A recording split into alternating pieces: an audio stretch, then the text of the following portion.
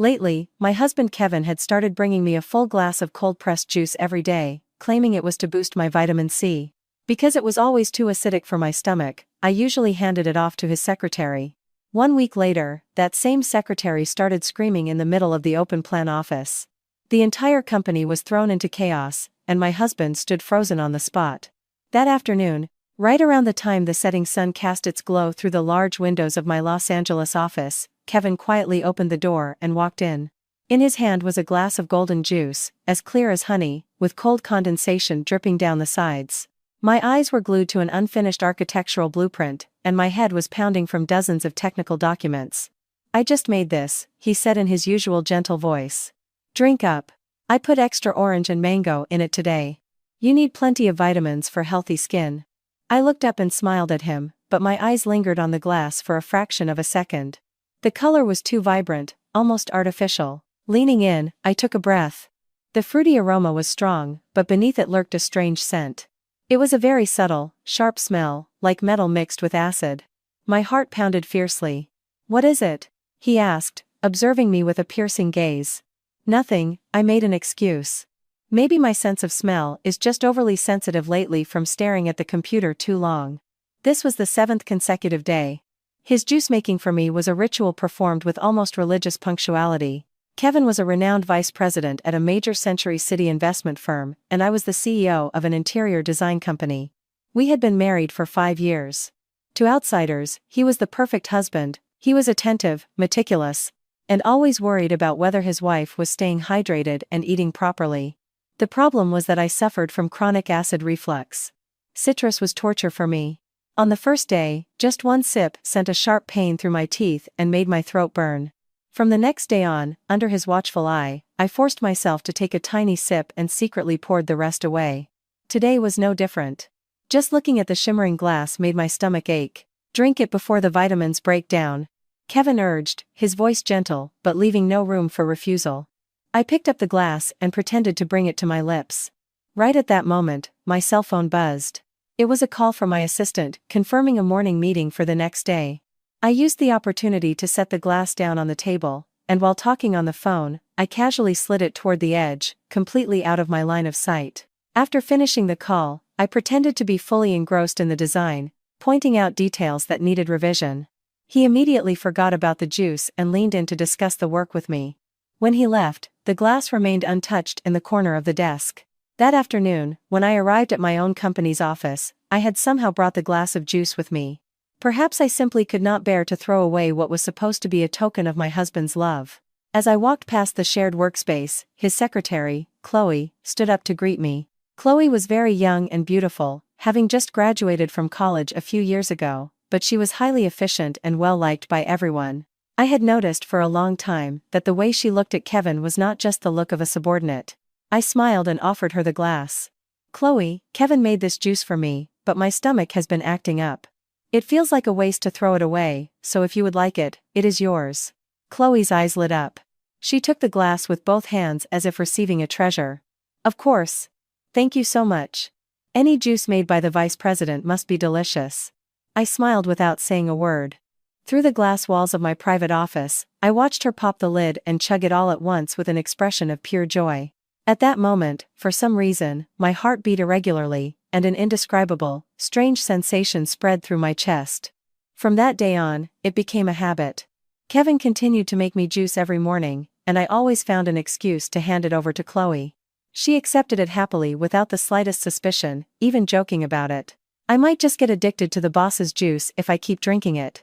Kevin knew about this, but he only laughed. It was as if he found it amusing to have gained a loyal new customer. Everything proceeded incredibly normally, with absolutely no warning signs. Until noon a week later. I was in a video conference with a client when a high-pitched, agonizing scream shattered the silence. The sound pierced through the glass walls, so sharp it made my blood run cold. We had to pause the meeting. Opening my door and stepping out, the sight before me almost made my legs give out. Chloe was standing in the middle of the office. Her face was deathly pale, her hair a tangled mess. She screamed incessantly, smashing desks and chairs with uncontrollable strength. Computer monitors crashed to the floor and shattered. Paper fluttered through the air like a snowstorm. She stared at her own arms and screamed in terror. Something is crawling inside me.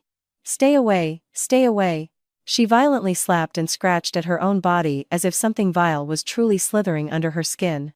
My colleagues were paralyzed with fear, and no one dared to approach her. Someone called building security and 911. Kevin rushed out of his private office. When he saw the frantic, hysterical Chloe, I saw it clearly. The look in his eyes was not concern or pity. What flashed for a split second was deep, suppressed panic. A cold chill ran down my spine. The paramedics arrived, restrained the still screaming, thrashing Chloe on a stretcher, and took her away. The office was enveloped in chaos and suffocating terror. Once things had calmed down slightly, I returned to my office and closed the door. That was when I saw it. Sitting on the corner of Chloe's desk was an empty juice bottle, exactly like the one I received every morning. My hands trembled. Too many puzzle pieces were starting to come together in a cold, horrifying picture. A week ago, I was the one supposed to drink that juice. Today, I was the one who was supposed to go crazy. That night, Kevin came home very early. He cooked dinner, cleaned the house, and repeatedly asked how I was doing. Following the horrifying incident at the office, he was playing the role of the perfect, overly concerned husband. The doctor says Chloe suffered a severe nervous breakdown, he said with absolute, chilling composure. It might be work stress, do not overthink it. I nodded, pretending to believe him. During dinner, he asked suddenly, have you been feeling overly tired or having headaches lately? My heart seized at the question. I looked at him and smiled, acting slightly exhausted. Yeah, probably just because of work. His gaze lingered on me longer than usual, and something unspeakable flickered in his eyes. That night, I turned my back to him and lay awake in the dark with my eyes wide open. The image of Chloe screaming, terrified of invisible creatures, replayed in my head on an endless loop. Cold sweat soaked my back. From that day forward, I knew my seemingly perfect marriage had officially entered the realm of shadows. I also knew I could no longer pretend not to see anything. I spent almost that entire night sleepless. Beside me, Kevin breathed softly, occasionally letting out a quiet snore, sleeping soundly with his back turned to me. The dim light from the bedside lamp cast a warm line across his back, radiating a peace that suggested everything was perfectly fine. In the past, that sight would have comforted me. I would have hugged him from behind and rested my head against his back, seeking solace after a long day. But now, all I felt was ice. In my mind, the image of Chloe screaming in the office and the empty juice bottle on her desk spun around dizzily. I tried to reason with myself. I was overthinking. It was just fruit juice. Who would deliberately put something dangerous into a drink they lovingly prepared for their wife every morning? But then another question surfaced, quietly and sharp as a knife. If nothing was wrong, why had I smelled that metallic scent myself? If it was just work stress, why was Chloe the only one who lost her mind? And why did such a horrific coincidence occur the exact same week I started giving her my drinks? I slowly sat up in bed. In the gloom, I studied Kevin's face. A face I had once trusted completely. A place I thought would be my lifelong sanctuary. There was a faint crease on his forehead, as if some worry chased him even in his dreams. Suddenly, I remembered the times he helped me sign paperwork. Times he advised me on my company's corporate contracts. When we discussed our assets, he had said, "Let me handle these stock portfolios so you do not take a loss." Thinking back on it now, words that once felt as light as the wind felt as heavy as stone. The next morning, Kevin did not bring juice into my room as usual. He merely poked his head through the door, asked about my schedule for the day, advised me not to dwell on the office incident, and hurriedly left. I felt a wave of relief, but a new wave of anxiety immediately washed over me. Did he skip the juice because he was busy?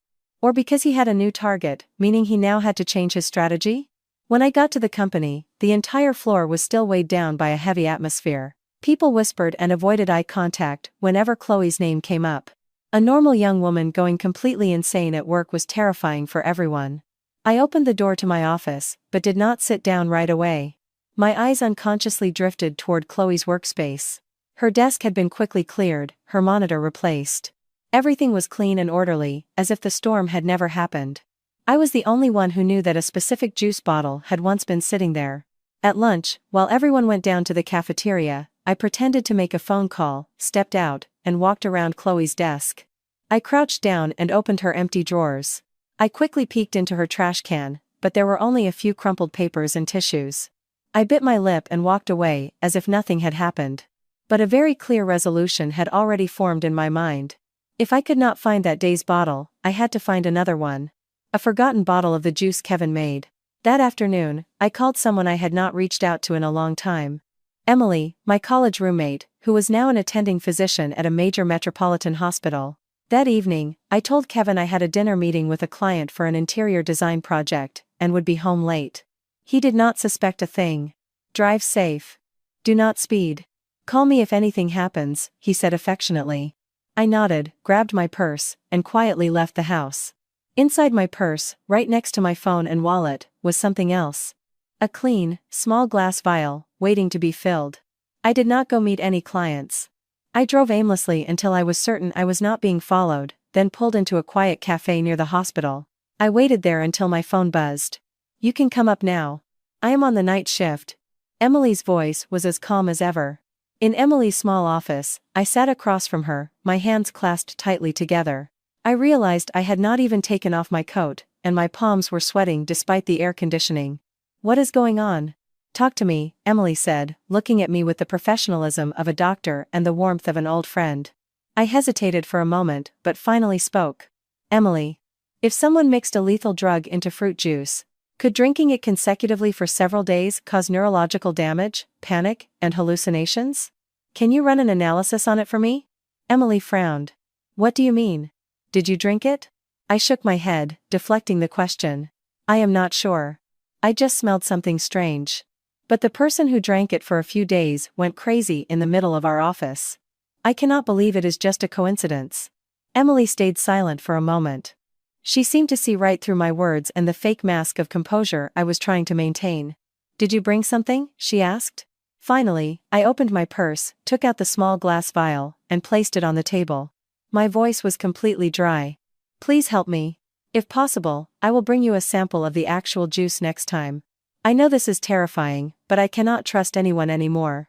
Emily put on a pair of gloves, picked up the vial, held it up to the light to examine it, and then set it back down. All right. But you need to understand one thing. If this is a common narcotic, the analysis is easy. But if it is a rare substance, untraceable, or in trace amounts, it could be extremely difficult. I will still do everything I can. And one more thing, she said, looking straight into my eyes. While you wait for the results, listen to me carefully. Do not eat or drink anything you did not prepare yourself. Even if it is served by your own family.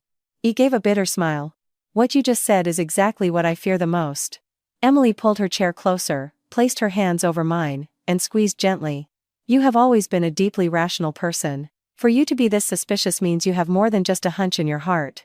I will not force you to tell me who you suspect or talk about your marriage. But if it is the person you live with, you need to be twice as calm and collected as usual. Do not show them anything. I nodded, feeling a heavy lump in my throat. I realized then how lonely I had been my entire life. Since getting married, I rarely saw my friends, and I hardly shared my true feelings with anyone. Everything was summarized in a few brief words. I am good. Work is fine. Things are normal. I was discovering that normal had many layers. The normal seen from the outside, and the normal rotting from the inside. After leaving the hospital, I did not head straight home. I drove slowly down familiar streets.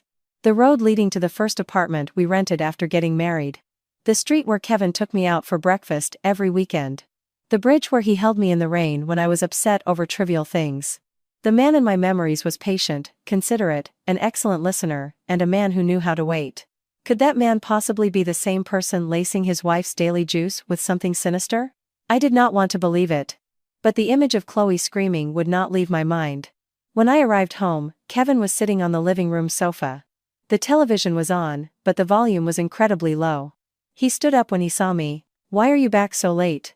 The client was very demanding, I said with a weak smile, slipping off my shoes. You know how it is. We had to go over a bunch of extra details, so it dragged on. He walked closer to me and frowned when he caught the faint smell of antiseptic lingering on my jacket sleeve. Did you go to a hospital? I froze for just a fraction of a second. Just a fraction, but I knew a calculating man like him would notice. Yes, I stopped by to visit an acquaintance admitted nearby. Do not worry, I am perfectly fine, I said quickly. Kevin stared at me for a few seconds, then smiled without asking any further questions. He went to the kitchen and came back with a glass of warm milk. Drink this so you can sleep well. You have not been resting enough lately. I stared at the glass of milk. The first thought that popped into my head was wondering what was inside it. Instantly, I felt violently sick to my stomach. Married for years, and now everything my husband handed me felt like a booby trap. I kept my voice casual. I just had coffee with the client. If I drink milk now, it might upset my stomach. I will pass for tonight. He did not push it, just nodded. All right. If you are tired, go on up to bed. That night, Kevin slept soundly once again. I lay in the dark with my hand over my stomach, listening to my heart pounding so hard it hurt my ears. In the dead of night, one single thought emerged with terrifying clarity. If he truly wanted to harm me, I had been living in danger this whole time without even knowing it. 2 days later, I received a brief text from Emily. Come by this afternoon. We need to talk. It is important. I used a client meeting as an excuse once more. Kevin raised an eyebrow, but said nothing. In his mind, I was probably just a wife exhausted from work and a bit overly sensitive after the shock at the office, still very much under his control. I arrived at Emily's office. Her expression was much more severe than before. She did not beat around the bush. Because the sample was small and not drawn directly from the affected person's system, I cannot be 100% certain. But in the residue I managed to isolate, there were traces of a specific neurotoxin. The dosage was minuscule, but if ingested over a long period, the probability of it causing severe psychiatric disorders, paranoia, insomnia, and extreme hyperreactivity is incredibly high. I felt my legs give way. If not for the chair, I would have collapsed. Emily continued, her voice heavy. This is not the kind of medication you can buy at a pharmacy. Its origins are deeply tied to the black market. It usually only shows up in highly restricted research or dark web circles. I think you understand what I am implying. I stared at her, my eyes burning, but I could not cry. Emily, what would happen if someone intentionally drugged their wife with this, and once she started showing symptoms, he took her to a psychiatrist and spun a few stories? Emily did not answer immediately. As a medical professional, she knew exactly what would happen. Finally, she spoke quietly and distinctly, emphasizing every word. The woman could be involuntarily committed, and the husband would have the grounds to petition for full conservatorship over her. At that exact moment, every single puzzle piece snapped together in my mind. The morning juice. The crease between his eyebrows when I said I could not drink it. The juice conveniently ending up with Chloe. The fleeting look of absolute panic Kevin showed before remasking his face with calm composure. Everything formed one complete picture. A calculated plot to turn his wife into a lunatic. I sat there for a long time, listening to the hum of the air conditioning, the sound of Emily's pen lightly tapping the desk, and the destructive pounding of my own heart. Outside, traffic kept flowing, and life moved on. But for me, from that moment onward, there was no turning back. I either let Kevin lead me like a docile sheep to the slaughter he had prepared, or I had to become smarter, colder, and more ruthless than him. Please keep all of this safe for me, I finally said in a low voice. If there ever comes a day when I cannot speak for myself, give these results to the police. Even if by then I am deemed a psychiatric patient or a madwoman. Emily looked at me in silence, then nodded. Her hands covered mine once again, gripping them tighter than before. When I left the hospital, I looked up at the cloudy California sky. It looked like it was going to rain. The wind blew my hair back. It was freezing, but it cleared my mind. The image of Kevin resurfaced, along with the phrase he always used whenever he signed financial documents in my name. Do not worry. I will take care of everything. I bit my lip. Yes, he was taking care of things. A little too eagerly. He wanted to take care of the rest of my life, my assets, and my future with a simple glass of juice. But starting today, he would not be the only one handling things. I was going to set up my own game. And in this game, I could not afford to lose. From that day on, I began living two parallel lives.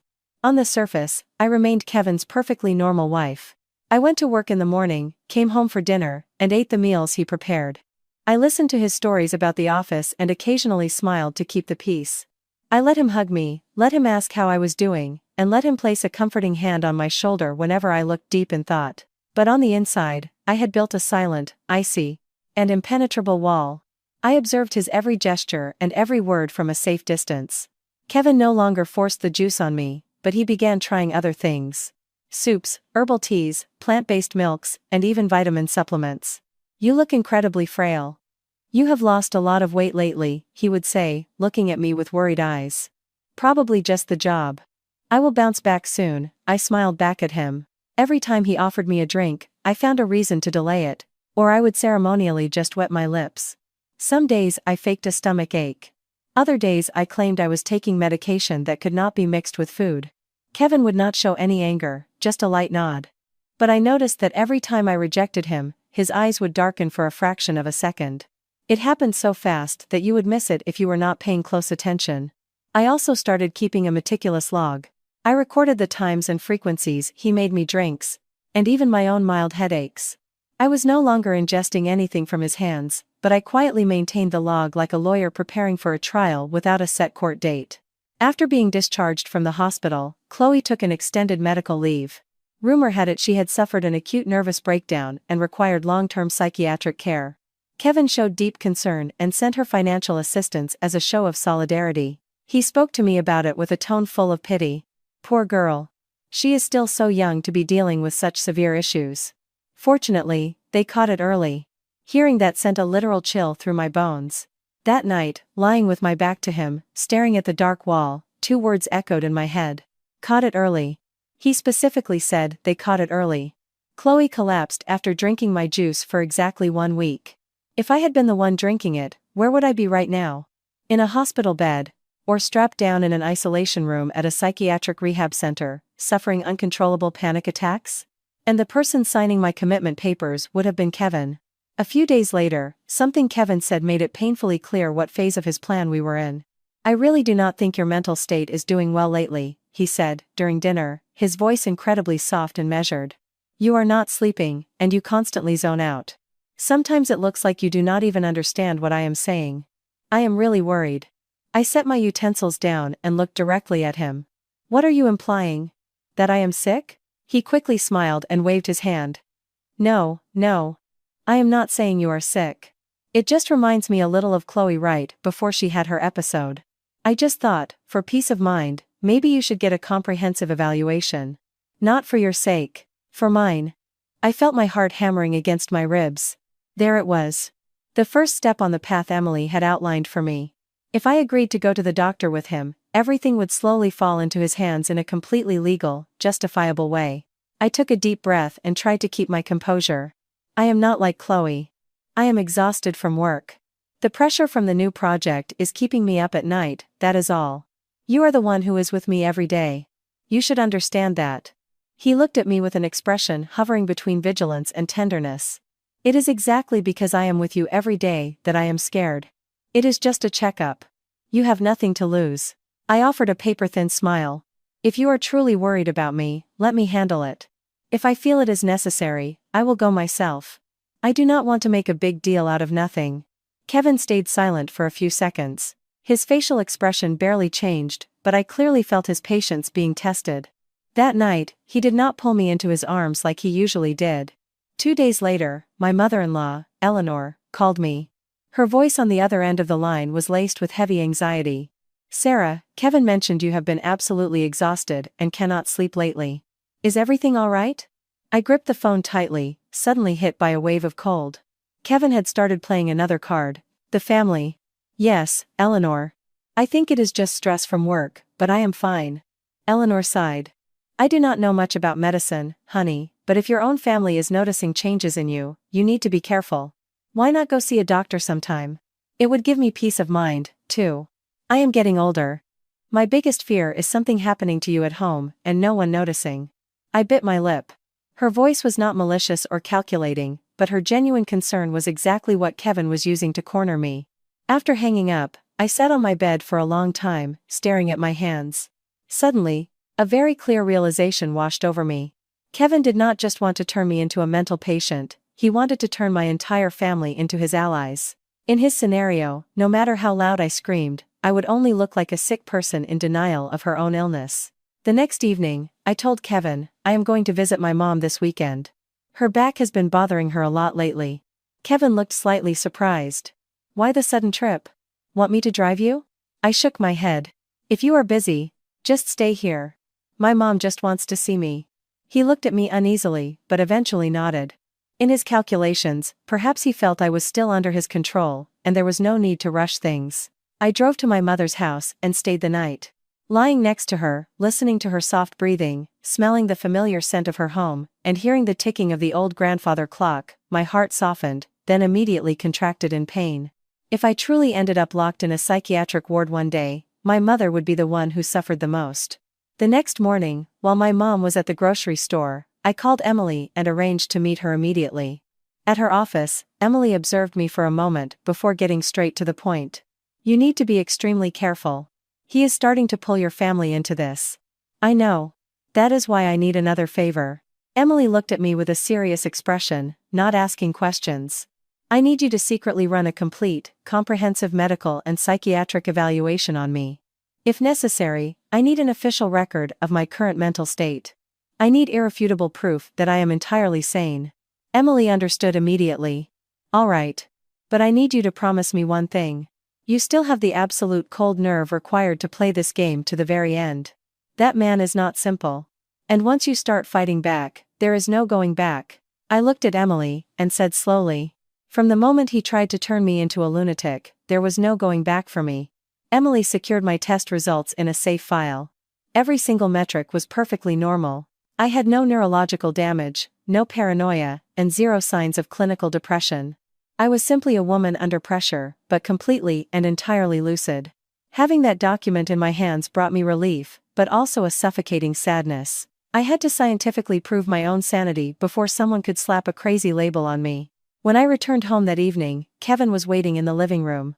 On the coffee table sat a stack of documents. "I booked an appointment with a specialist for next week," he said, his voice lacking its previous warmth. "All the paperwork is ready." I stood before him. I had imagined this exact scenario countless times, but experiencing it in reality sent a piercing ache through my chest. "So you are just making decisions about my life for me?" I asked very quietly. Kevin stared me down. "I am only doing what is best for you." I smiled. This time, the smile was no longer a friendly mask, but something so cold it terrified even me. "Fine. Let us wait a bit. When the day comes, I will go with you. But what you think is best might not actually be what is best." Kevin was taken aback for a second, but quickly regained his usual composure. Suddenly, Emily's words echoed in my mind.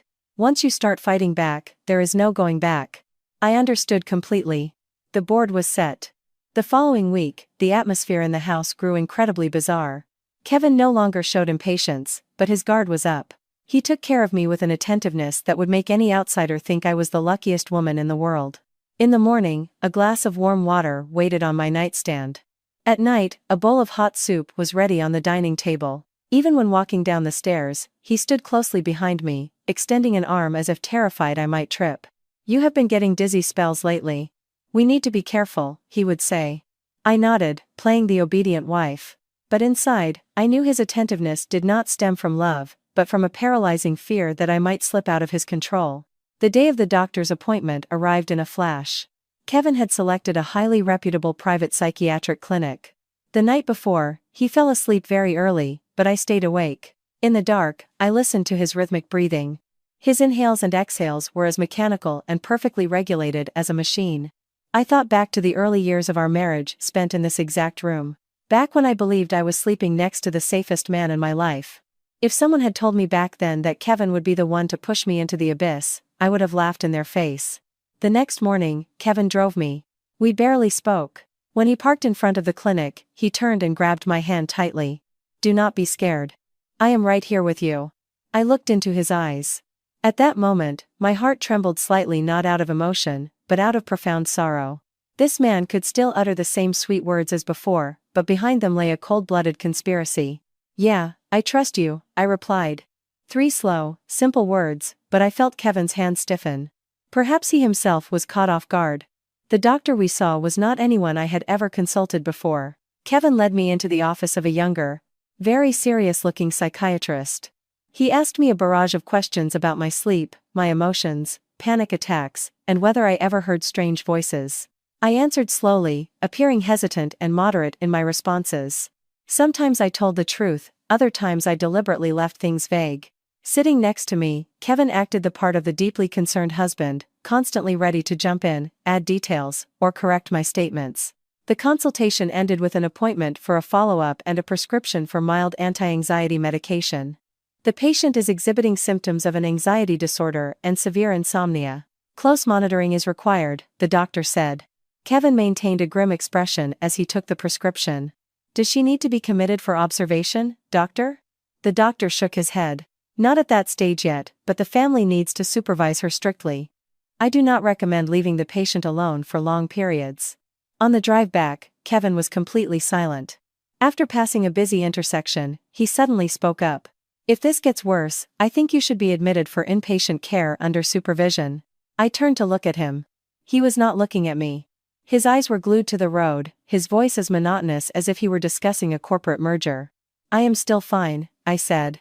Kevin did not answer. That night, Eleanor called again. This time, her voice was not just worried, it carried a tone of grave seriousness. Sarah, Kevin told me you went to the doctor. Do you really need to be strictly supervised? It is just insomnia, Eleanor. Eleanor sighed. I am not blaming you, sweetheart. But health is not a game. You are Kevin's wife, a part of this family. If something is wrong, we have to deal with it properly. Kevin is so worried he has not slept in nights. I bit my lip.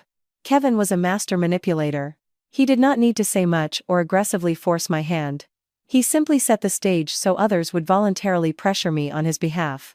I understand, Eleanor. I will follow the doctor's orders, I said quietly. After hanging up, I sat silently in my room. Before, I might have felt guilty for causing others to worry. Now, I only saw the net closing around me with crystal clarity. Chloe entered Kevin's conversations once again. He mentioned that her family had transferred her to a different facility. Her physical condition is relatively stable, but mentally, she is still completely unstable.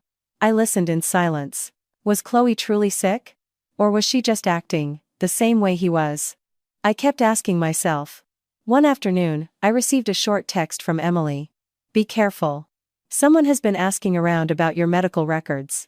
My heart pounded. I called her immediately, but Emily only said, I cannot talk long. I have handled it on my end, but you need to be on high alert. They are accelerating the timeline. I understood that Kevin taking me to that clinic was just step one of his accelerated plan. That night, I faked a panic attack. Trembling, I claimed I heard an invisible knocking on the door. I told him there was a stranger in the house spying on me. Kevin immediately pulled me into his arms, whispering words of comfort, but I noticed that the concern in his eyes was no longer genuine. It was laced with something resembling eager anticipation. After my episode, Kevin called the doctor in the middle of the night. He thought I was asleep and spoke in hushed tones, but I caught every single word. Yes, her symptoms are worsening rapidly. I think we need to prepare the paperwork for immediate involuntary commitment. I turned my back to him, tears streaming down my face. Not because I was hurt, but because the road ahead was no longer ambiguous. It was painted with terrifying clarity. The heavy doors of a psychiatric ward closing behind me. The next morning, Kevin came home holding a folder full of documents. He set it on the kitchen island and spoke slowly. I have spoken with the facility. With one final confirmation from the doctor, you can be admitted immediately. They will take much better care of you there. I looked at him, my voice shaking. What about my company? Kevin smiled. Do not worry. I will take care of everything regarding the business. Those words froze the blood in my veins. Take care of everything. To Kevin, my life was nothing more than a neat little file waiting to be archived. That night, I called my mother and lied, telling her I had to go on a business trip for a few days. I did not have the courage to tell her the truth. I was terrified that if she knew, she would panic, rush over, and walk straight into the trap Kevin had set. Before bed, Kevin placed a sleeping pill in my hand. Take this so you can get a good night's rest. I took the pill, stared at it for a moment, and swallowed. But the second he turned his back, I quietly walked into the bathroom and spit it out. I did not sleep a wink that night. I sat propped against the headboard, staring at Kevin sleeping soundly beside me. His sleeping face looked like that of a kind, peaceful, and devoted husband. Where did his true self hide? I wondered. Beneath that warm exterior, or inside the commitment papers he kept locked in his drawer? Right before dawn, I got a text from Emily. You need hard evidence. We are running out of time. I gripped my phone tightly. For the first time in days, I felt a strange mix of terror and terrifying resolve. If I hesitated, those asylum doors would lock tight. But if I moved too fast, everything could be ruined. I had to choose the perfect moment. And that moment was almost here. The next morning, Kevin woke up very early. He groomed himself meticulously, as if preparing for a major board meeting. Yet, he kept glancing at me, as if terrified I might vanish into thin air. I lay facing the wall, still pretending to be exhausted. When he leaned over and placed a hand on my shoulder, I shivered slightly, just enough for him to notice. "Still exhausted?" His voice was soft. "I feel a little dizzy," I said weakly. Kevin did not suspect a thing.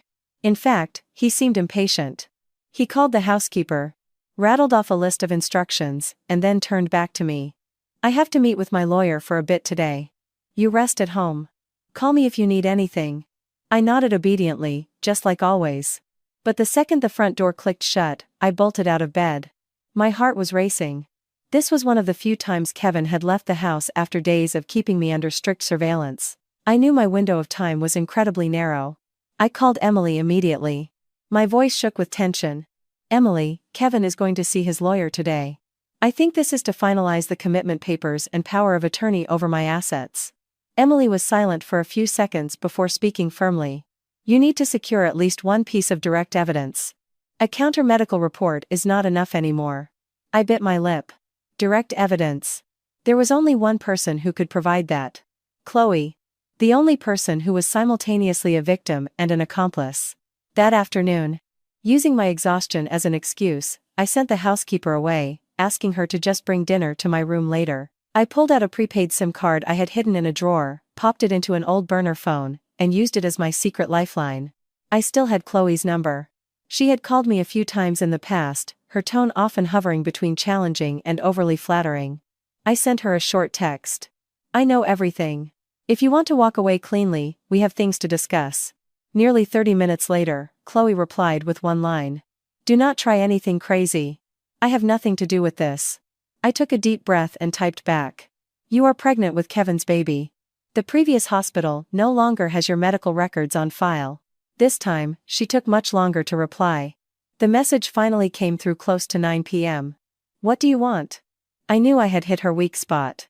I told her to meet me at a small, quiet diner on the outskirts of town.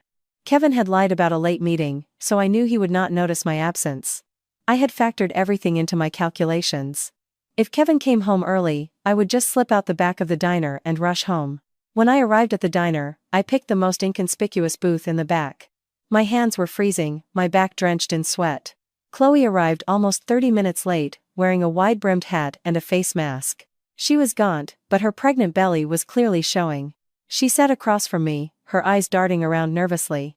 "Why did you bring me here?" she asked sharply. I looked her dead in the eye and cut straight to the chase. "You faked a panic attack in the office, and then conveniently vanished from the hospital network. Did you really think I knew nothing?" Chloe paled. She bit her lip, stayed silent for a few seconds, then let out a bitter laugh. "You are the one who is actually sick. Even if I faked it, it has absolutely nothing to do with you." I placed my phone on the table and hit play on an audio recording of Kevin giving her instructions over the phone. Robert Harrison, a private investigator and old family friend, had helped recover it from a bug placed in Kevin's car. Kevin's voice came through loud and clear. "Put on a convincing show. Once we get past this, I will take care of you and our child." Chloe froze. I could clearly see her hands shaking. "I did not think you would be bold enough," I said slowly, "to know exactly what was in the juice he handed you." Chloe lowered her head, trembling from head to toe. After a while, she broke down crying, her voice cracking. "I had no choice. I was drowning in debt. The loan sharks had me cornered.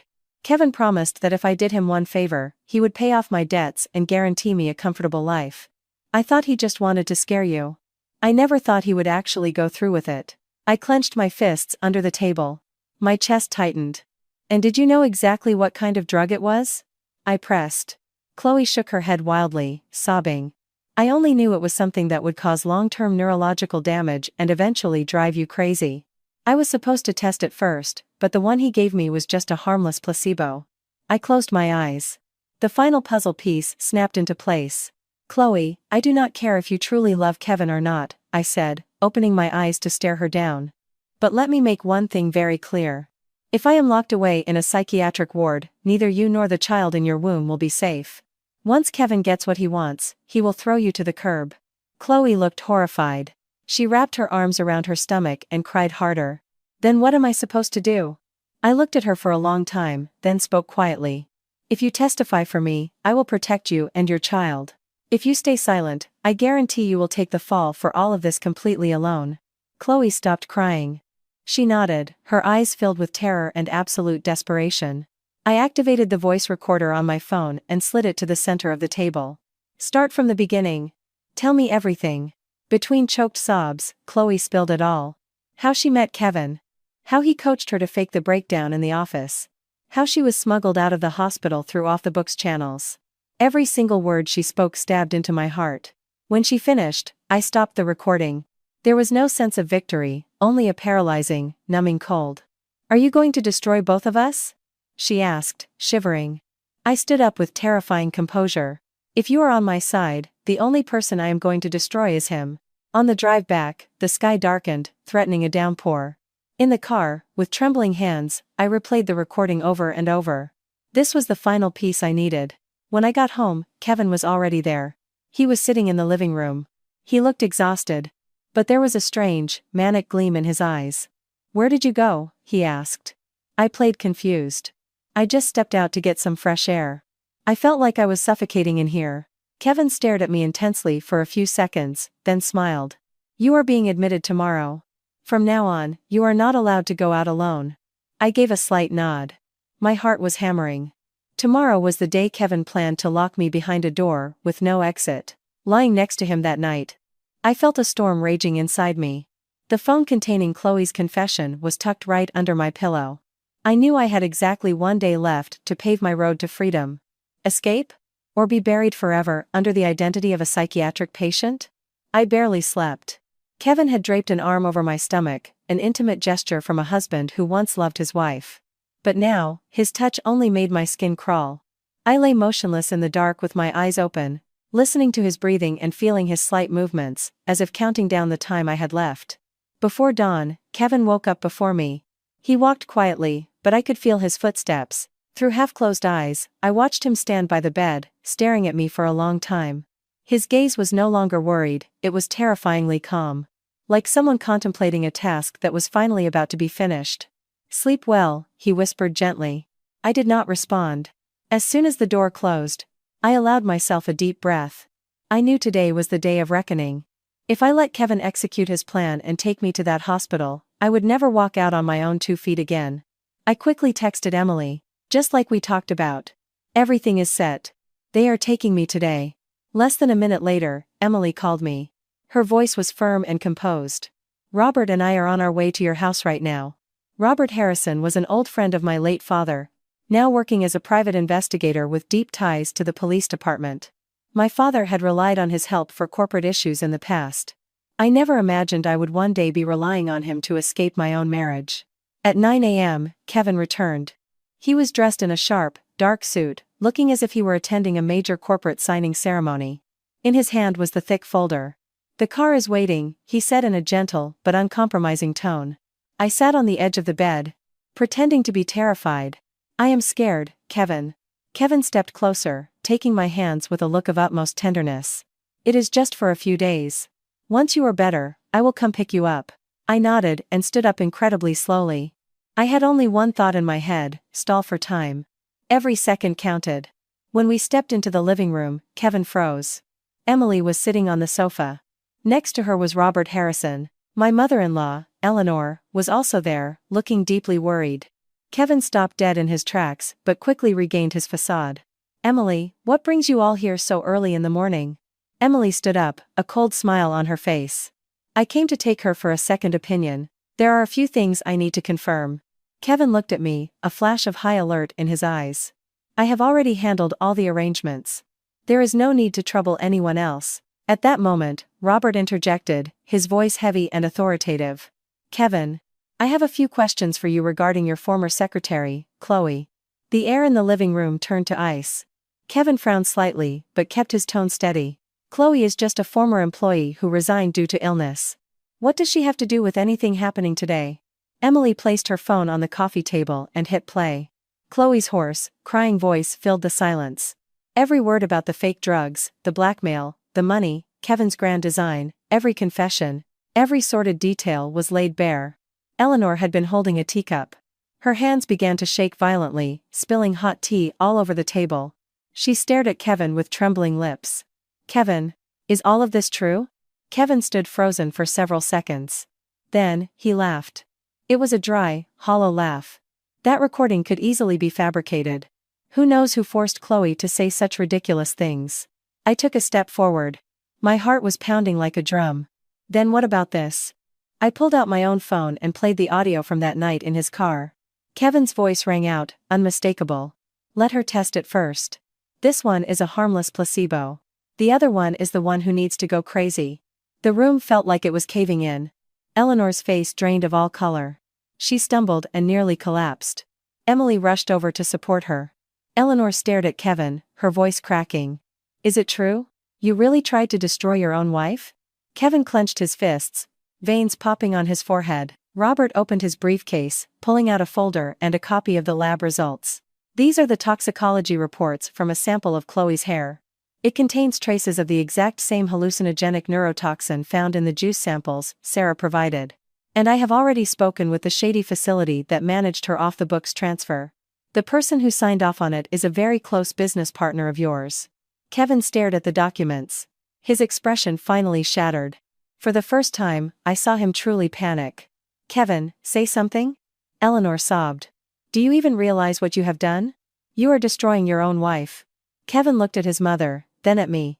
For a split second, a flicker of regret crossed his eyes, but it vanished instantly, replaced by stubborn defiance. So what? He spat, letting out a bitter laugh. She knew too much. I could not let her keep standing in my way. Those words twisted in my chest like a knife. Not because I was surprised, but because I had finally heard the truth straight from his mouth. Eleanor wailed. Oh my God. You have been putting on an act in front of me this entire time? Kevin. He did not answer. He turned his back to us. Emily stepped forward. Her voice calm but resolute. The evidence is overwhelming, Kevin.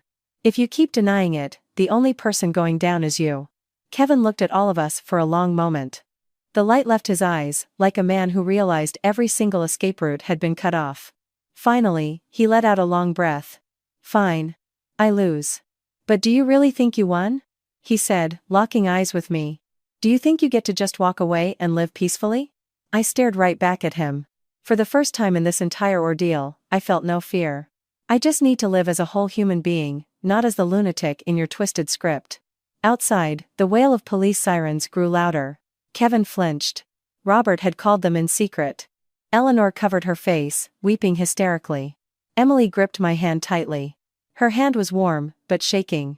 I stood perfectly still, watching as the officers walked in and placed Kevin in handcuffs. I felt no joy. Only a bizarre, hollow emptiness. On the day we chose to get married, I never imagined our parting would look like this. They led him out to the cruiser. Before getting in, he turned back and looked at me one last time. In his eyes, I saw not only hatred but a crushing, humiliating defeat. The squad car disappeared past the garage doors. I stood motionless in the front yard. The wind bit at my skin. Eleanor collapsed behind me. I turned around and helped her up, my heart aching.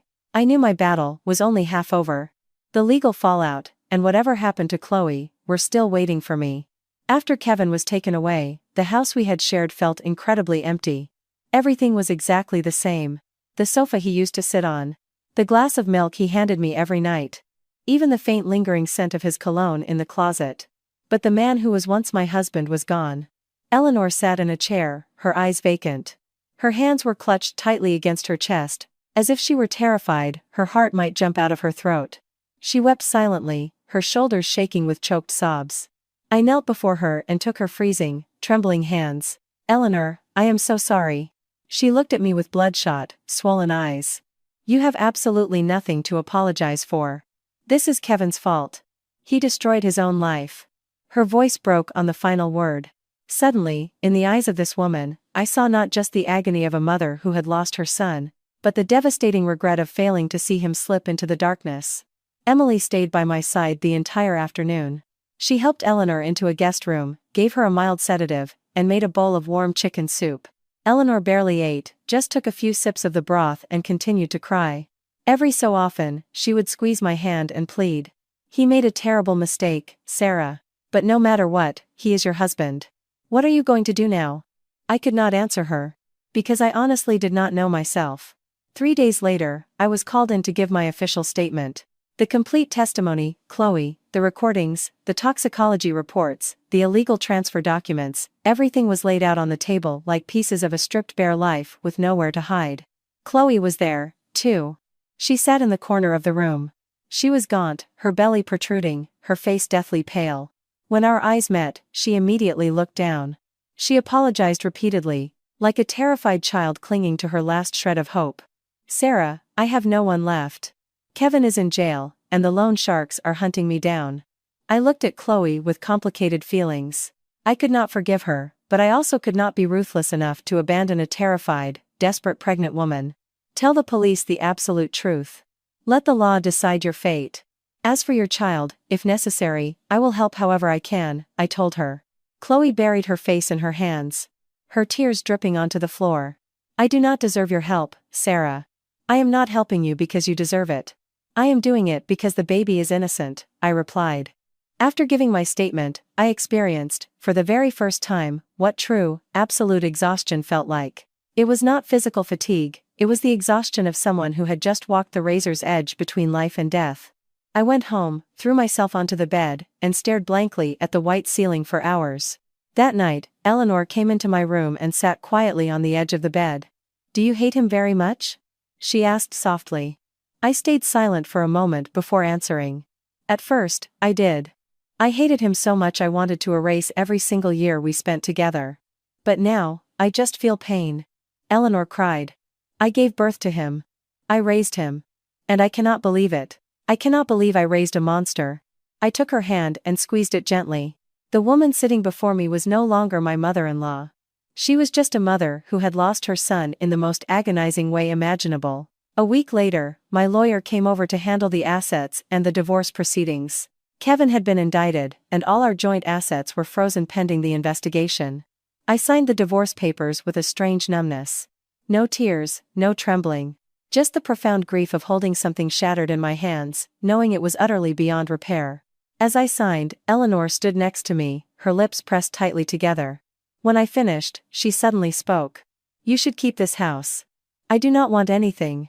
I do not have the face to fight you for a single dime. I shook my head. These are joint assets. I will not take anything that is not rightfully mine. And Eleanor, even though I am no longer Kevin's wife, I will always be your daughter-in-law. She gripped my hands and sobbed, looking like a mother who had just lost her own daughter. Chloe was granted bail due to her pregnancy but placed under strict surveillance. She came to see me one last time. She was even thinner, her eyes still holding that terrified look, but the deceit was gone. After I deliver the baby, I am moving abroad. I do not have the courage to stay here, she said. Do you still resent me? I looked at her and answered slowly. The day you decided to do what you did, you should have considered the consequences. But we are at the end of the road now, and I do not want to carry this resentment anymore. From now on, live an honest life. Consider that your way of paying off your debt to yourself. Chloe buried her face in her hands, crying silently. A month later, I moved out of the house. I did not have the strength to keep living in a place that used to be a home but was now filled with ghostly memories. Emily helped me find a small apartment near the hospital. Eleanor did not return to her hometown. She wanted to stay in the city to check on me and wait for news regarding Kevin's trial. On my first night in the new apartment, I stood out on the balcony for a long time, watching the river of headlights in the city traffic below, feeling the cold wind. For the first time, I felt the word freedom with absolute clarity. Freedom. But also profound loneliness. For several nights, I still woke up in a panic. Dreaming of golden juice, Chloe's screams, and Kevin's dead, icy stare. But every time I woke up, I reminded myself. It is over. The scars remain, but I survived. One afternoon while I was at work, I received a text from an unknown number. Just one line. Think you won? A chill ran through my body. I did not need to see a name to know who it was from. Emily saw my pale face and asked worriedly. Kevin? I nodded, feeling an unspeakable anxiety growing in my chest. I knew that even though Kevin was locked up behind bars, the bond of hatred between us was not fully severed. I also understood that my life moving forward would not be as peaceful as it once was. But this time, I was no longer the naive woman waiting to be led to the slaughter. I had learned how to stand my ground in the eye of the storm. Kevin's message haunted me all night. I knew he was being held in pretrial detention, but I could not help wondering if he still had people operating on the outside. The unsevered ties made the fragile peace I had just found wobble violently. Emily immediately urged me to notify Robert. The next morning, I took my phone to the precinct. Robert inspected it and grimaced. This is not a standard contraband phone text. He has someone on the inside facilitating his communications. You need to be far more vigilant from now on. I nodded. What I felt was no longer just fear, but a cold, calculating hyper-awareness. I knew a man who tried to destroy his wife to take everything would not accept defeat so easily. Over the next few days, I completely altered my routine. I went to work at different times, came home early, and never went out alone at night. Emily often came over to sleep at my place. Eleanor also moved into my new apartment, taking the spare bedroom. She did not say much, but every morning she woke up early to cook a warm breakfast. The woman who once lived in a wealthy suburban estate now quietly took care of her daughter-in-law, just as she had once taken care of her son. One afternoon, as the two of us were peeling fruit, Eleanor spoke softly. I went to visit him. My hand stopped. How is he doing? She sighed. He has lost weight, but his eyes are still so sharp. He asked about you. Asked if you were living peacefully. I did not know what to say. I stayed silent. Deep down, I felt a strange pang. Regardless of everything, Kevin was once my husband. There were years when he truly loved me. Or at least, years when I believed he did. I just told him you were doing fine. I did not want him obsessing over you anymore, she continued, her voice catching. But before I left, he looked dead at me and said just one thing. She gripped the fabric of her shirt. She will not last long. A sharp pain shot through my chest. I knew Kevin had not let me go. That night, I turned off the lights to go to sleep. Right at that moment, the doorbell rang. In the dead silence of the apartment, the sound was piercing and terrifying. Emily jolted awake and grabbed my hand. Eleanor also woke up in a panic. Who is it? At this hour? She whispered, trembling. I looked through the peephole. Standing outside was a stranger wearing a baseball cap pulled down low, his head bowed. I signaled to Emily not to open the door. The man waited for a moment, then knocked harder. Delivery, ma'am. I did not answer. A few minutes later, he walked away. Through the building's security camera app, I watched him drop a manila envelope on the welcome mat and hurry off. Emily called the building security. When the guards brought the envelope up, there was only one thing inside. A photograph. It was a picture from our wedding day. My face had been violently scratched out with a red pen, the ink gouged into the paper like claw marks. On the back, it read, "It is not over." Eleanor saw the photo, clutched her chest, and began to hyperventilate. Emily rushed over and administered a sedative. I stood frozen like a statue. The terror was still there, but this time, it was mixed with white-hot anger. I called Robert immediately. He came over that night and took the envelope as evidence. He looked at me for a long time and said, "Brace yourself. A cornered animal does not always give up. Some get far more reckless than you could ever imagine." I nodded. I understood that better than anyone. A few days later, Chloe gave birth to a baby boy. The news reached me on a morning of torrential rain. I received it with a heavy heart. A new life was brought into this world, but it was already burdened by the dark sins of the adults. I got a text from Chloe. "He is here. A healthy baby boy. Thank you for everything." I did not reply. Under the circumstances, I had no idea what to say. That night, I had a dream. I was standing in a long, dark corridor. Kevin stood behind a heavy iron door. He looked at me, smiled his gentle smile, and said, "Wait for me." I jolted awake in a cold sweat. Outside, the rain was still pouring. Every drop felt like a hammer striking my chest. The next morning, as I was washing my face, my phone rang. It was the state penitentiary. A gruff male voice spoke. "Kevin is requesting a visitation with you. He says it is regarding a matter directly related to his case." My hands shook. Next to me, Emily stared at me without blinking. "I will not tell you whether you should go or not. But if you do, you need to be mentally prepared. A man like him never speaks without a reason." I stayed silent for a long time. Finally, I nodded. That afternoon, I drove to the prison. The walk to the visitor's entrance was cold and echoing. Through the thick plexiglass, I saw Kevin. He looked even more emaciated, but his eyes were still dark and piercing. When he saw me, his lips curled into a bizarre, twisted smile. "Still alive and kicking. Huh?" he asked. I looked at him calmly. If you wanted to apologize, you did not need to drag me all the way down here. Kevin let out a low chuckle. Apologize? Did you really think I called you here just to say sorry? He leaned closer to the glass and dropped his voice. I just wanted to tell you one thing, what you have seen, what you think you have won. It is all just scratching the surface. There are things in this world that a judge's gavel cannot solve. My heart was racing, but I refused to let it show. Are you threatening me? Kevin stared me down, his eyes turning pitch black. I am warning you to watch out for the people you trust. Especially Emily. The words hit me like an ice pick. I was stunned, but I kept my voice perfectly steady. You no longer have the right to speak about anyone in my life. Kevin laughed out loud, the sound echoing through the empty visitation room. The day will come when you understand. And when that day comes, you will miss me. I stood up without another word. I could not let him see me cry. To this man, every single tear I shed was a victory. When I walked out of the prison, I stood in front of the cold iron gates for a long time, taking deep breaths of the freezing air. Kevin's words echoed in my head. Watch out for the people you trust. Especially Emily. I did not want to believe it, but he had planted the seed of doubt.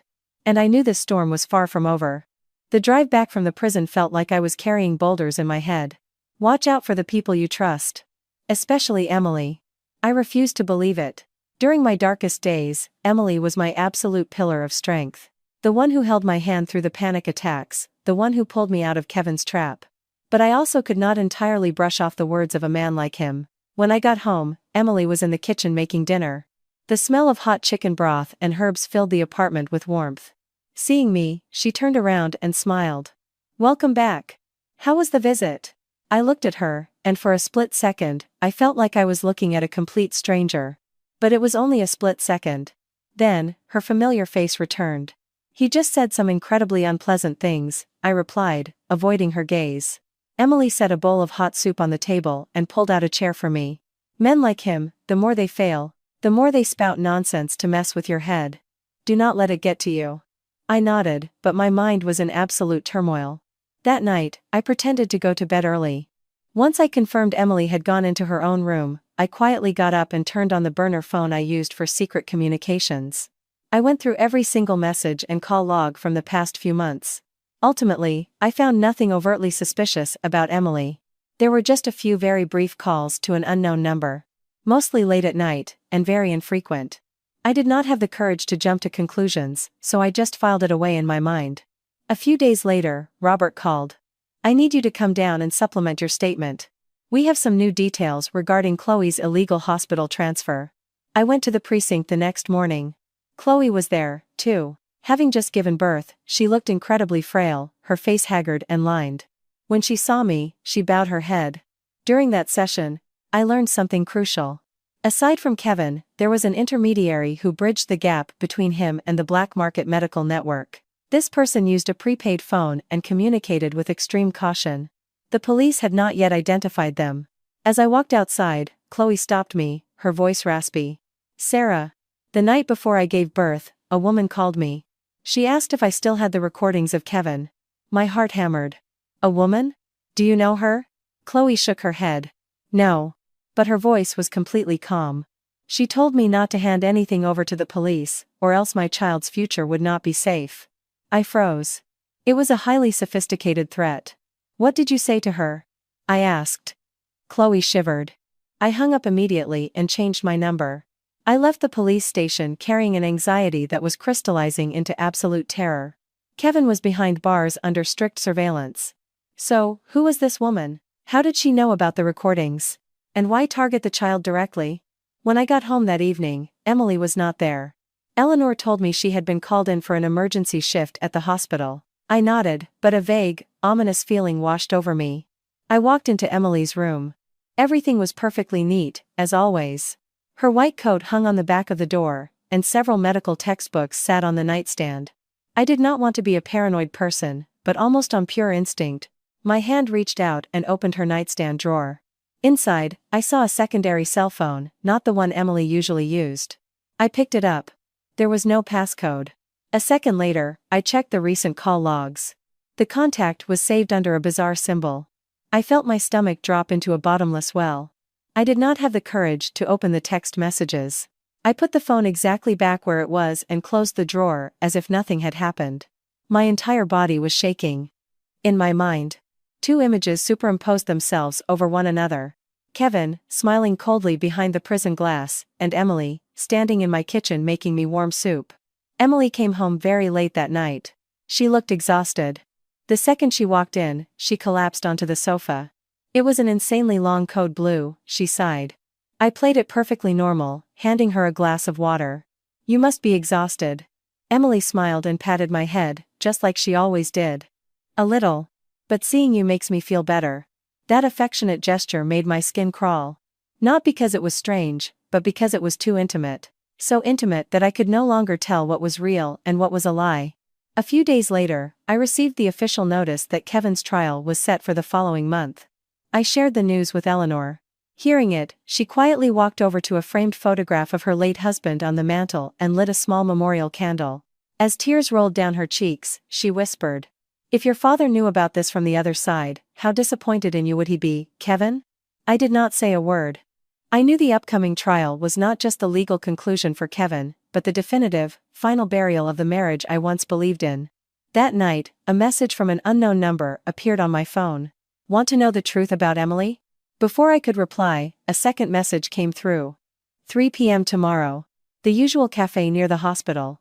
Come alone. I stared at the screen, feeling my pulse throb in my neck. I knew I was standing in front of a new door. Behind it, either a truth that would destroy me awaited, or another, even more ruthless trap. The next morning, I lied to Emily, telling her I had to meet with my divorce attorney. She looked at me for a split second, then nodded. "Be careful out there." I arrived at the cafe on time. It was the same small, quiet place as always. I picked a table by the window. At exactly 3 p.m., a woman walked in. She was wearing a wide-brimmed hat and oversized sunglasses that covered most of her face. She sat across from me and took off the sunglasses. It was Robert Harrison's ex-wife. I felt like someone had violently seized my heart. The woman looked at me with a bitter smile. "Kevin was not playing this game alone, Sarah. And Emily is not as innocent as you think she is." It took me several seconds to find my voice. "What do you mean?" The woman lowered her voice. "Emily was the first person to detect the anomaly in your juice sample. But she was also the one who held back a portion of that sample and deliberately chose not to submit it all to the police." I sat frozen, stiff as a board. "That is impossible." She tilted her head, her gaze full of implication. "Think about it. A doctor as brilliant as Emily. If she was completely innocent, why are several crucial details of this case still medically murky in the DA's files to this day?" I sat paralyzed in silence. A ringing started in my ears, as if all the ambient noise in the cafe had been sucked into a vacuum. The woman stood up. "The truth is never easy to swallow. You should ask yourself, who actually benefited the most from this entire ordeal?" She walked out, leaving me entirely alone in the empty cafe, feeling as if my chest had been ripped open. In my mind, Emily's face surfaced with cruel, agonizing clarity. Her hand resting on mine. Her embrace when I was broken. Her soothing voice on the nights I was consumed by despair. If what that woman said was true, how colossally blind had I been to the people around me? I picked up my phone and stared at Emily's name in my contacts. I suddenly realized that this game might never have just been between Kevin and me. And the person making the final moves on the chessboard might have been sitting much closer than I ever imagined. I walked out of the cafe like a robot. The afternoon sky was overcast and gray, the freezing wind whipping at my ears, but I felt absolutely nothing. The woman's words echoed heavily and painfully in my skull. Emily held back a portion of the sample. She deliberately chose not to submit it all to the police. I did not want to believe it. I did not have the courage to believe it. Because if it was true, it meant that while I thought I was being rescued, I was actually just being guided through another, vastly more sophisticated maze. It was dark by the time I got home. Emily was in the kitchen doing the dishes. Hearing the door, she turned around and smiled. "Welcome back. How did it go with the lawyer?" I stared at her for a long time. For the first time, I had to exert maximum effort to suppress my emotions, keeping my face entirely rigid. That smile. It had been so deeply familiar to me for years. If it was all a fake, I no longer knew what the truth looked like. "Fine," I replied, my voice dry. I barely touched my food that night. Emily asked if I was feeling sick. I just shook my head. Eleanor watched me carefully. She noticed the strange look in my eyes but did not pry. After everyone went to sleep, I quietly opened my phone and sent Robert a very brief text. Robert, I suspect Emily. I need you to investigate her. Less than 10 minutes later, Robert called me. His voice was incredibly heavy. Explain. I recounted every detail. The meeting at the cafe, the strange burner phone in her drawer, the late-night call logs, and his ex-wife's words. There was a long silence on the other end of the line. Do not let on that you know anything, he finally said. We do not have the full picture yet. But if she is truly involved, she is not an amateur. I know, I whispered, my heart shrinking. From that day on, I started acting in a brand new play. This time, the co-star was Emily herself. I acted perfectly normal. I ate with her, chatted with her, and even let her take care of me, just like before. But on the inside, I had erected an invisible fortress.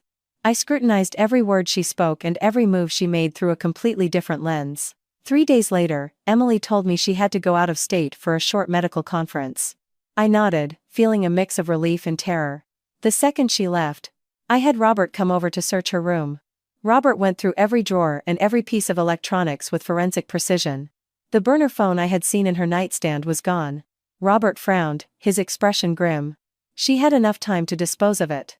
I collapsed onto the edge of the bed, my heart hammering so fast I felt dizzy. My suspicions were no longer baseless paranoia. That night, Robert had a contact tail Emily from a distance. 2 days later, he called me. His voice hit like a ton of bricks. Brace yourself. Emily has been in contact with Kevin's personal defense attorney. I held my breath. We do not have the audio, but a massive sum of money was just wired through an offshore intermediary into an account under the name of Emily's relative. It looks like a payoff. Hush money. I felt like I was suffocating. It was not just Kevin. The person I trusted the most in the world was also a part of that network. When Emily returned, she carried that same aura of exhaustion. Just like always, she brought back fresh fruit from her trip. I saw these and thought of you, she said with a warm smile. I took them and smiled back, but on the inside, every single fiber of my trust had quietly shattered into dust. I did not sleep that night. I waited until Emily was in a deep sleep, then quietly turned on a hidden microcamera Robert had installed in the living room. Around 2 a.m., Emily stepped out of her room. She was walking on tiptoes, holding her cell phone. She stood out on the balcony for a long time. I could not hear what she was saying, but I watched her nod and shake her head repeatedly. She leaned against the railing, listening intently to whoever was on the other line. When the call ended, she stood frozen for a moment before slipping back into her room. I clutched my blanket, tears silently falling before I even realized I was crying. Not because I was hurt, but because the last remaining ruins of my faith in humanity had just been vaporized. The next morning, I confronted Emily with the exact same demeanor I had used with Kevin. Only one thing was different. This time, I was not running away. Emily, I called out to her. Who were you talking to on the balcony last night?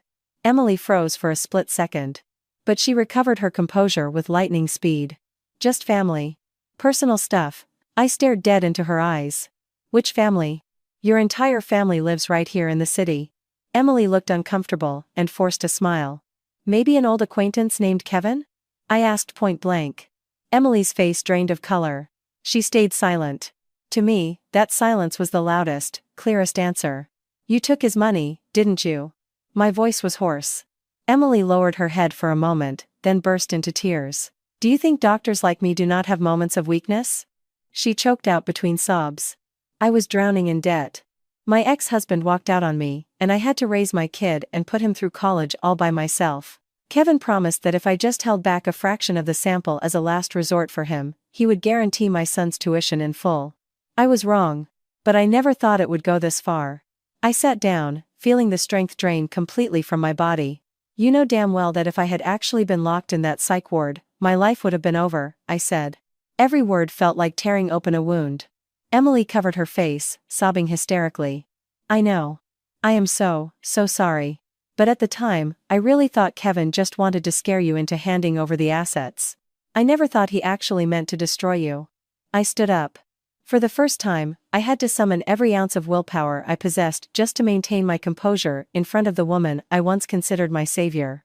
Emily, the moment you decided to hide that sample, you betrayed me. From here on out, I said slowly, I will let the law judge your excuses. That very day, I handed all the new evidence over to Robert and the district attorney. Emily was brought in for questioning. As she was escorted away, she looked back at me with eyes full of regret and despair. "I am so sorry." I did not reply. Some things, once broken, can never be fixed, no matter how many apologies are spoken. That night, I sat alone in the quiet apartment. Eleanor had gone back to her hometown for a few days to clear her head. I stared at the room that was once my sanctuary, now feeling as empty as my own soul. The storm did not just come from our enemies. It came from the very people we placed our absolute trust in. My phone buzzed. A text from an unknown number. "You did the right thing. This game is almost over." I stared at the screen, my heart pounding. I knew the upcoming trial would not only put an end to Kevin's chapter, but it would rip the masks off everyone who had been hiding in the dark. The trial was set on a morning of freezing drizzle. I woke up very early and stood in front of the mirror for a long time. The woman staring back at me was thin, with an undeniable exhaustion in her eyes, but beneath that exhaustion was something forged in iron. I knew today was not just the day Kevin stood before a judge, it was the day I officially closed a massive, agonizing chapter of my life. Eleanor had arrived from her hometown the night before. She barely slept, sitting vigil by my side through the night. In the morning, she squeezed my hand. "Do not be afraid. No matter what happens, I am right here," she said in a gravelly voice. I nodded. It hit me then that the woman I had quietly avoided for years, my mother-in-law, was the one person who had consistently stayed by my side. I arrived at the courthouse with Robert. It was raining and freezing outside, and the atmosphere inside the courtroom was thick and suffocating. Chloe appeared as a witness. She clutched a small purse to her chest, gaunt and terrified. Her baby was with Child Protective Services or a relative. Emily was there, too. When she saw me, she did not even have the courage to meet my eyes, simply bowing her head. I did not avoid looking at her, but I did not seek her out either. Between us, there was no longer any blame, just a frozen, dead void. Kevin was brought in last. He wore an orange jumpsuit and had lost even more weight, but his posture was still impeccably straight. When our eyes met, he paused for a fraction of a second, then pressed his lips together and looked away. There was not a single ounce of remorse in his eyes. Only the bitter resignation of defeat and suppressed rage. The trial commenced. All the evidence was presented. The toxicology reports. The illegal transfer paperwork. The recorded phone calls between Kevin and Chloe, and Kevin and Emily. And Emily's own confession regarding the tampered evidence. Every single detail dropped like the blow of a sledgehammer. They called Chloe to the stand. Speaking through sobs, she recounted everything from the moment she met Kevin, to him blackmailing her, to being forced to execute his plot. When she spoke about her newborn baby, her voice broke. "I made a terrible mistake. But my baby is innocent." The courtroom fell dead silent. Next was Emily. She took the stand, her face ashen. Every word of her confession slashed at my heart and her own medical ethics like shards of broken glass. When the judge asked if she had anything to say to the victim, she turned to me, her eyes brimming with tears. "I am sorry. I did not deserve to be your friend, and I did not deserve to be your doctor." I did not nod, and I did not shake my head. I just sat perfectly still, staring straight ahead. Finally, Kevin stood up with terrifying composure. "I admit to all the charges brought against me. But I am not sorry." A collective gasp echoed through the courtroom. Eleanor gripped the wooden bench in front of her to keep from collapsing, shaking uncontrollably. Kevin turned toward me, and continued slowly. "My only regret is that I failed." A chilling shudder violently ran down my spine. At that moment, I realized this man never once considered himself guilty. He was only wounded by the fact that he did not achieve his ultimate goal. The verdict was handed down almost 3 hours later. Kevin was convicted of multiple felonies, including attempted murder and conspiracy, and received a heavy maximum security prison sentence. Emily's medical license was permanently revoked, and she was handed a suspended sentence with years of probation and mandatory community service. Chloe received a reduced sentence in exchange for her full cooperation and her status as a new mother. When the judge struck the gavel, the courtroom exhaled a breath. It felt like it had been holding for months. The bailiffs led Kevin away. As he passed my table, he stopped for a second. The physical space between us was inches, but it felt like an impenetrable chasm. "You won," he said quietly. I looked at him. For the first time, I answered him with absolute, crystal clear calm. "No. You lost to yourself." Kevin froze for a second before the bailiffs shoved him forward. Eleanor collapsed into the aisle. I held her tight as she sobbed like a child. "I thought giving him life was my greatest joy," she wept. I never knew it would be my greatest tragedy. I did not know what to say. I just held her as tightly as I could. Over the next few days, the story dominated the local news cycle. The tabloids dubbed it the toxic juice plot, a Century City exec's plan to gaslight his wife for millions. I chose to remain completely silent. I was bone tired. Chloe came to see me one last time with her baby. The infant was sleeping soundly. I looked at the child with a heavy heart. I am moving out of state, she said. I do not have the courage to stay here anymore. I nodded. Between her and me, there would always be the shared memory of a nightmare. Emily reported to her probation officer. Before she did, she sent me a letter. I did not open it immediately. It contained apologies from someone I no longer had the energy to read. One afternoon, I went with Eleanor to the cemetery to visit her late husband's grave. She stood in front of the headstone for a long time, crying silently. I failed, honey. I failed to raise our boy right. Standing behind her, listening to the bitter wind, I realized that every single person in this story was a victim in their own way. But that did not erase the sins they committed. A month later, I sold my apartment and moved to a different city to start completely over. Eleanor did not come with me. She said she needed to stay near the state penitentiary, where Kevin was locked up. On the day I left, she held my hands. From now on, live for yourself. Do not let the debts of this family chain you down anymore. I hugged her, my tears soaking into her shoulder. Sitting on the train taking me far away from the city, I watched the familiar streets blur into the distance. The agonizing memories were left behind, too. They did not disappear, but they no longer had the power to suffocate me. I did not know what the future held. But I was alive. I had the chance to rebuild from the ashes. And that alone was a stroke of incredible luck. My new city welcomed me with a windy morning and a pale sun that was neither too hot nor too bleak. Much like my own state of mind. I rented a unit in a historic brownstone with a balcony overlooking a tree-lined street. For the first time in years, I was truly living alone. No Kevin, no surveillance cameras, no metallic-smelling juice. Just me and the quiet. For the first few days, I barely spoke to anyone. I took a job at a boutique design studio, came home, cooked simple meals, read books, and slept. Life moved at a glacial pace, and sometimes, the sheer silence terrified me. Some nights, I still dreamt of Kevin. I would wake up drenched in sweat, but I told myself it was just the debris of the past. Eleanor called every now and then. I visit him every month, she told me once. He is not arrogant anymore. But he barely speaks. I think he is not at peace with it either. I did not reply. I no longer had the capacity to feel pity or anger toward Kevin. One day, I finally opened the letter Emily sent. She wrote about her downfall, the judgment from her former peers, and the agonizing remorse that kept her awake at night. I pray that you keep moving forward and live your life to the absolute fullest, she wrote. Please just treat what I did to you as a nightmare that has finally passed. I folded the letter. I felt no rage. Only a profound sorrow for a woman who had destroyed her own life. As time went by, my work stabilized. I began to find my footing. One day, Robert called. How are you holding up, kid? I am good, Robert. Thank you. I have some news about Kevin, he said, his tone heavy. He is requesting a visitation. With you. My heart did not spiral into a panic, but it did skip a beat. The choice is entirely yours, Robert said. But I think you are strong enough now to face him if you need to. I hung up and thought about it. If I went to see Kevin, it would be the absolute final time I ever let my past touch my present. The next morning, I texted Robert. I will see him. A week later, I flew back. The drive to the maximum security prison was as gray and freezing as I remembered. But this time, I walked the path with a steady heartbeat. Behind the glass, Kevin looked like a ghost of his former self. He was emaciated, his eyes utterly exhausted. Thank you for coming, he said. Say what you need to say, I replied, perfectly calm. I am not asking for your forgiveness. I know I lost the right to ask for that a long time ago, he said after a long pause. I just wanted to tell you something. It wasn't until I ended up in here that I finally felt fear. Fear of myself. I said nothing. I thought that if I erased you from the equation, my life would be perfect. But when I lost everything, I realized I lost infinitely more than I ever calculated.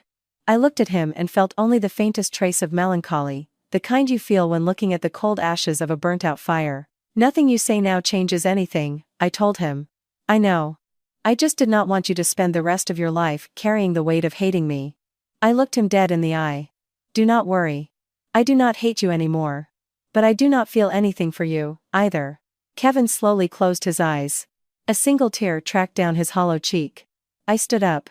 This is the last time I will ever come here. From today on, our lives are permanently severed. He did not try to stop me. When I walked out of the prison doors, I took a massive, deep breath. The sky was overcast, but it was not raining. I felt as if a heavy, rusted padlock around my chest had finally snapped open. That night, back in my small apartment, I opened the balcony doors to let the breeze in. I brewed a hot cup of tea and sat watching the amber city lights reflect against my bare walls. For the first time in years, I felt genuine, unadulterated peace. No one was watching me. No one was manipulating me. No one was dictating my destiny. Just me, a woman who had crawled through the wreckage and learned how to breathe again.